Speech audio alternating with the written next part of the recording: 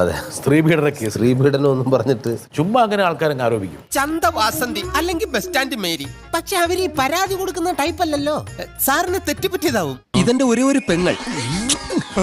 കൃഷ്ണ വാസു, ഇവൻ ഞാൻ ഉദ്ദേശിച്ചതിനെക്കാളും തറയാണല്ലേ തത്തറ. പക്ഷെ നമ്മുടെ മണ്ടയിൽ ആരോപിക്കപ്പെട്ടു. അത് എന്തിനാണെന്നുള്ളത് എനിക്കും ഇതുവരെ മനസ്സിലായിട്ടില്ല. അവളോട് കുറച്ച് തവണ ചിരിച്ചിട്ടുണ്ടെന്നല്ലാതെ അവളും ഞാനുമായിട്ട് യാതൊരു ബന്ധവുമില്ല. ബന്ധം ഞാൻ ഉണ്ടാക്കി തരാം. സ്ത്രീകളെ പീഡിപ്പിക്കുന്ന ഒരു ഹോബിയാണോ? രണ്ട് പെറ്റതാണെങ്കിലും കുഴപ്പമില്ല. എന്തൊക്കെയാണ് ഈ കൊച്ചു കേരളത്തിൽ സംഭവിക്കുന്ന? എന്തൊക്കെയാണ് നടക്കുന്നേ?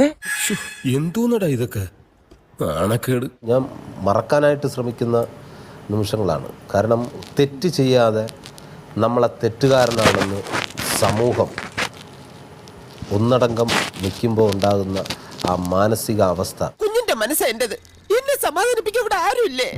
കുട്ടി എന്നെ ഒന്ന് ആശ്വസിപ്പിച്ചൂടെ? ചിരിക്കുന്നുണ്ട്, ചിലപ്പോ നടക്കും.